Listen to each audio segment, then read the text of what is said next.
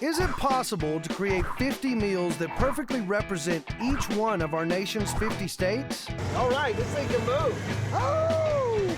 They grow like weeds. It might just be my favorite yet. I'm Taylor Hicks. You may know me as a singer. So why is an entertainer hosting a food show? Simple. I love food. I even own my own barbecue joint. And I love to travel. So I'm hitting the road and eating my way across America, one state at a time. On this episode of State Plate, I'm traveling to a state known for its monuments, wide open spaces, and black hills. It may have the word South in its name, but it's located way up north. That's right, I'm in the great state of South Dakota, home to Native American cuisine, wild asparagus, mighty bison steaks, and a whole lot more. So stay tuned for a heaping helping of South Dakota on State Plate. So here's the challenge. I have the silhouette of South Dakota on this plate that I have to fill up with foods that best represent the state. The big question is, what goes on the plate and what will be left off? On the western side of the Mount Rushmore state, we'll herd bison across the prairie. In the southeast, we'll forage for some wild asparagus and skewer some lamb chislic. And we'll go all over South Dakota to discover how desserts, both indigenous and foreign-born, have found a sweet home on local plates. Okay, quick. Name the 4 faces on Mount Rushmore. Washington, Jefferson, Roosevelt, and Lincoln. We all learned that in school, right? But naming our first dish on South Dakota State Plate is not so simple. We could have gone with Indian tacos served on fry bread, or wasna from a Lakota translation of all mixed up. But for our State Plate appetizer, we went with South Dakota's signature snack called chislic. What is chislic? Well, the short answer is marinated meat on a stick. Chislic in South Dakota is iconic, like cheesesteak in Philly or lobster in Maine, so you cannot cheat on the meat. We're in the heart of the Chislic Circle. And that's where we're gonna meet up with Justin Frickty. His sturdy post ranch is famous for the tender, tasty lamb that makes Chislic click. Hey, Justin. Welcome to Sturdy Post Ranch. It's been here for a long time in your family, right? Yeah, this is a farm that my grandpa had and my dad, now my wife and 9 kids, so pretty lucky. What is chislic? Basically cubed meat. Usually it'll be marinated. This is a South Dakota thing. It is, yeah, it really is. That's South Dakota by way of the Crimea region of the Black Sea, brought by Russian immigrants more than 100 years ago. The name Chislic comes from the Russian word for shashlik, a relative of the more common shish kebab, which is a favorite the world over. How do you control the quality here? We like to do a good job with the land. Healthy land, healthy soil makes healthy forages, and we keep all the ewes out on grass and pasture, and that's what we're gonna do today. We're gonna get these ewes onto grass. Ewes are female sheep. They're really excited to see me. They're happy. Those little colored tags on their ears are important. You'll see why in a minute. So this group of ewes here is ready to go to pasture. But before we haul them out to grass, we gotta sort them into a couple different sire groups. By separating ewes into groups before the mating season, Justin controls the genetic lineage, and that means more predictable quality. We get a sorting system, which they'll run through, and when they run through, you'll dictate which way they go, of what side of the chute they go onto. Okay. All right, so there's 2 gates here. This is obviously opens and closes the chute. They're gonna run through here. If you see a yellow tag, you open this here. Here's your handle, yellow tag. There's like blue and green and white tags. Everything else, coming right through here. Oh, okay, so I got you. So let the greens and the blues out, yellows go in. That's right. So stand on this side here. Okay. And Is it gonna be real fast? It's gonna be really fast, yeah. Really? Yeah, it really is. Okay. So you gotta be quick. So like, kind of like that? Just like that. Okay. Here they come, here they come. Okay, yellow. Think they can tell I'm new at this? Up. Come on, come on, come on. You're the yellow one.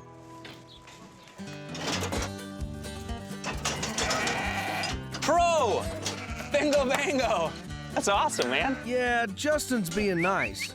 The sheep are somewhat less impressed. Hey, I don't need your lip. Eventually, I get the hang of it. Kinda. Green, green, green, green, green, blue.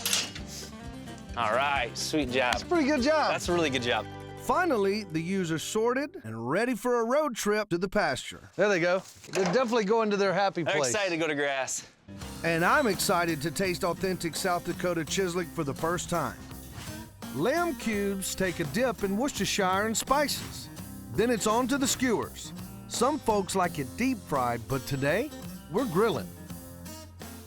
It's pretty good. That, my friend, It's chislic. some good-looking chislic. Yeah. Golly, look at All that. right. Looks really wonderful. It's grilled to perfection. We've worked for a meal today. That's right. This is chislic in South Dakota. Very tender, and it's Yeah. got a very peppery, a little bit earthy too. A lot of people will say it's got a strong flavor, but Yeah. this doesn't have that This at all. doesn't, no, this lamb is really, really mild. This is really exceptional stuff. We found our appetizer, lamb chislic. Simple, savory, and totally South Dakota. Coming up, Let's herd these bison, that way these 3 Americans can eat. Let's move it. rounding up an American classic. Yeah, we did. I don't think any four-footed creature is more American than the bison. These majestic giants have been here since prehistoric times, and they played a huge role in Native American culture. Bison used to roam freely all over the United States, and here it's still true. South Dakota has more bison than any other state in the U.S. Moritz Espy and Cody Smith run a true prairie-to-plate operation here at the 777 Ranch. Every step in their process is humane and traditional. It's about managing your ecosystem. Yep. One giant picture. It's not just one piece. It's the animals, it's the land, it's everything. Their job is to wrangle almost 3,000 bison across 27,000 acres. In a way, that sustains the land they graze on. That's what happened years ago with these large herds. They'd come through, graze, and move on, and then they wouldn't return for a long time. And that's what we're trying to mimic here. We're trying to mimic nature. Bison is 100% pure American. It's what Americans were meant to eat. Let's herd these bison, that way these 3 Americans can eat. That's right. Today, we're gonna herd the bison into a new grazing area. It's right in front of the bridge, next to the train tracks. We don't use horses out here because when you shut that key off, this quits eating. Awesome, let's do it.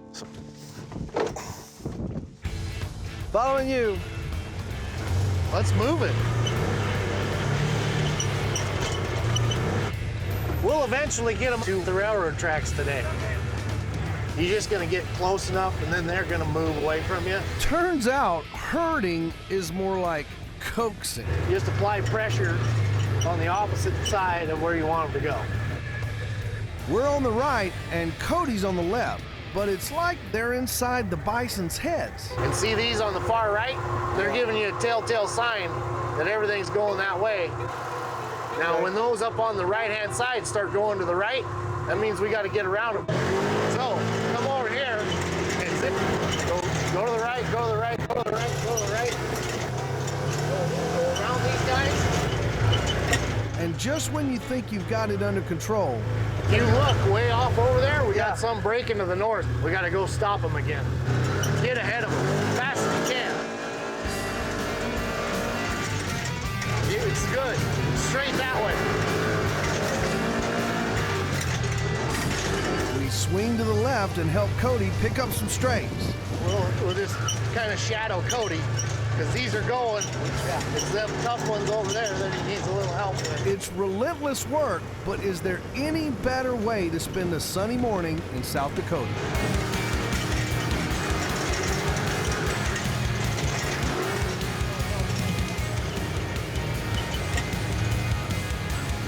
Finally, the strays are wrangled, and the herd is collecting next to the train tracks, just as calm as you please.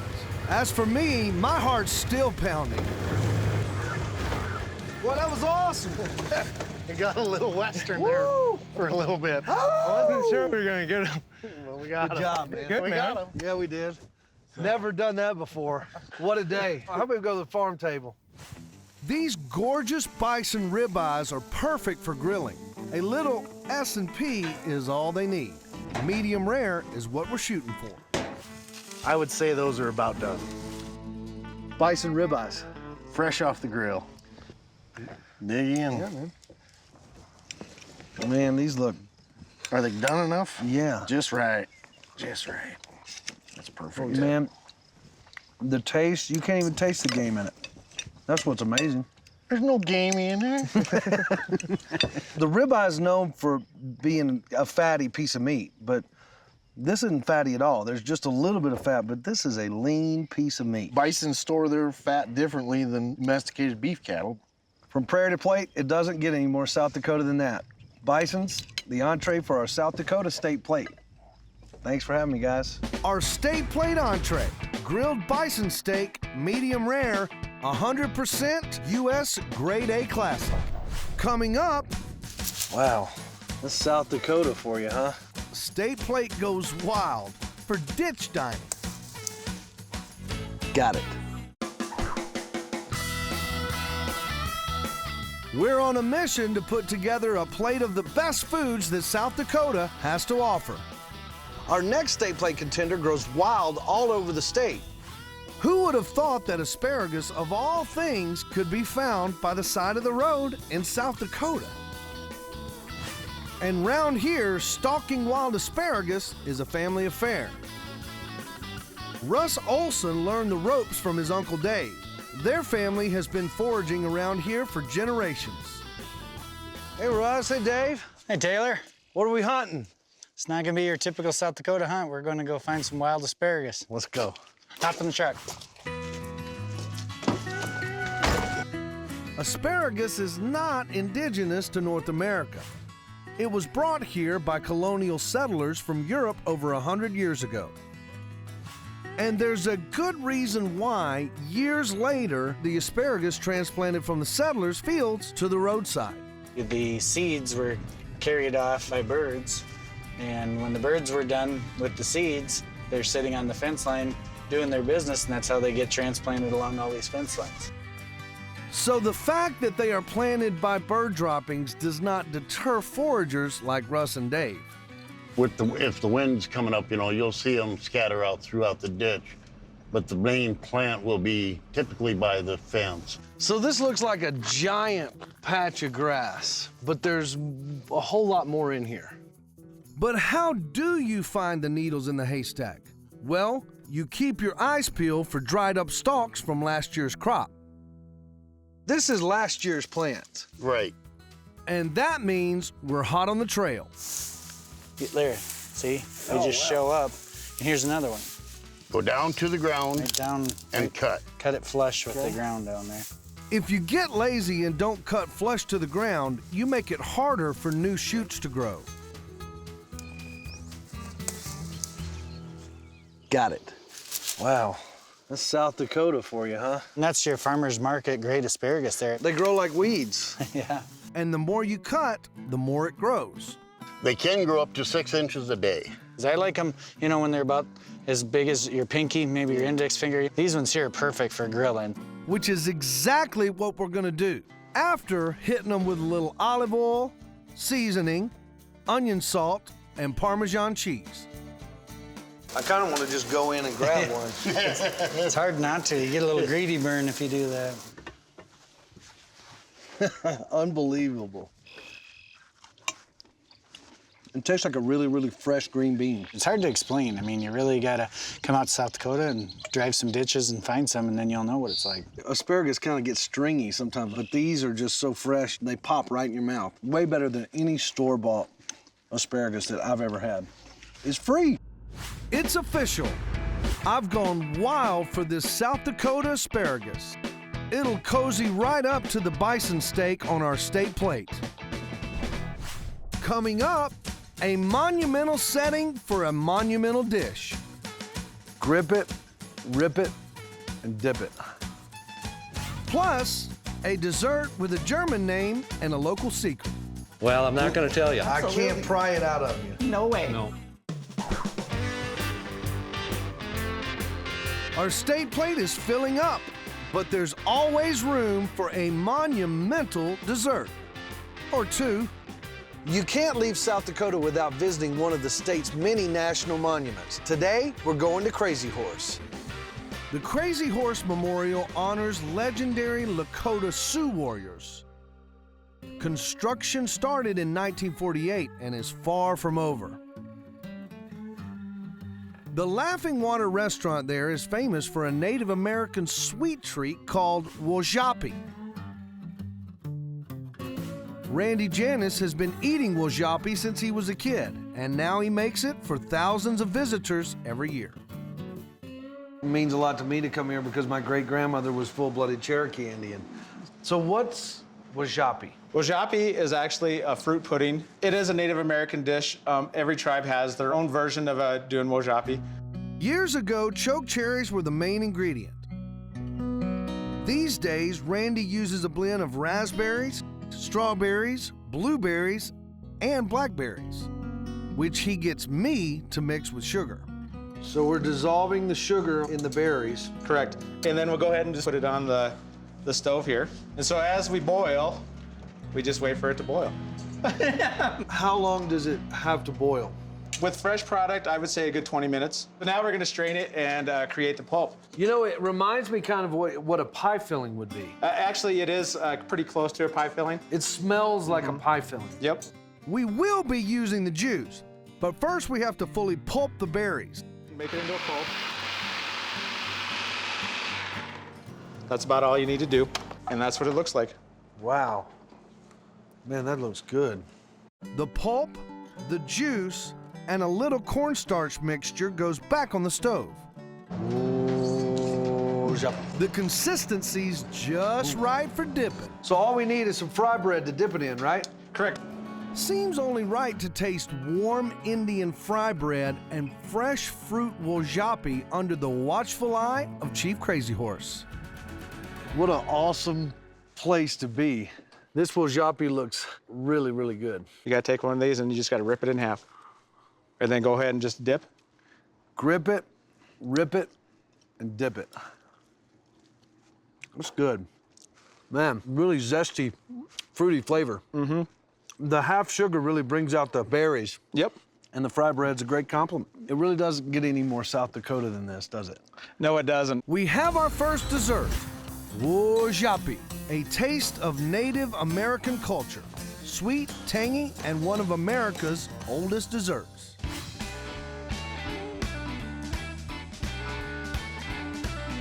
For our final state plate dish, we're going to Scotland, South Dakota, to check out the official state dessert that came here from Germany. Are you keeping up? Some call it a cross between a cake and a pie. Lori and Roger Peets call it their passion. And everybody calls it Kuchen. In German, Kuchen means cake.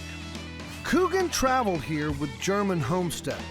It is a sweet dough crust with homemade custard and fruit in the middle. I grew up with the Kuchen, always watched my mother make it, and I was always intrigued by it. They bake about 2,000 Kuchens every week for specialty stores across South Dakota. They say it's their special ingredient that makes it so popular. We finally found a product that we use in our Kuchen that nobody else uses. It's a secret. It's a secret. Absolutely. I can't pry it out of you. No way. No. Well, maybe they'll let it slip while we work. Okay. We take these, Okay. and then we're going to take the fruit and put the fruit in and spread it around. Okay. Kuchen can contain any fresh fruit, but today we're using peaches. Boy, those peaches smell good. Oh, and then you put that custard on after that, Taylor, and oh, is it gonna be good. Don't talk like that. Custard. Maybe that's where the secret ingredient is.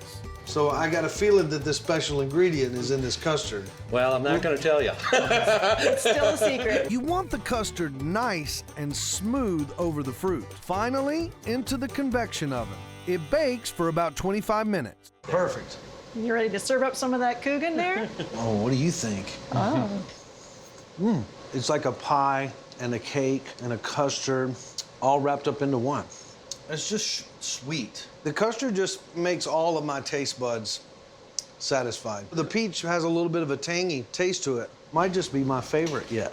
You notice I didn't bring up the special ingredient, though. No, you No, did not. no. Because you don't know what it is yet. It's a secret. And I never will I? No, you No. won't. We have our second dessert, Coogan. Sweet, buttery, and creamy. This one represents not only South Dakota, but America's immigrants too. Gotta have that Coogan. Our state plate is complete. On our appetizer plate, lamb chislic, South Dakota's favorite finger food. Bingo bango. That's awesome, man. On our main dish, classic grilled, grass-fed bison steaks. You can't even taste the game in it. There's no gamey in there. And a side of wild asparagus with just the right seasoning. Got it. Topped off with an unforgettable dessert duo, Native American wajapi with fry bread, and sweet creamy Coogan, South Dakota's state dessert. Cooganville. It's a meal as diverse and authentic as the good people who make the Mount Rushmore State their home.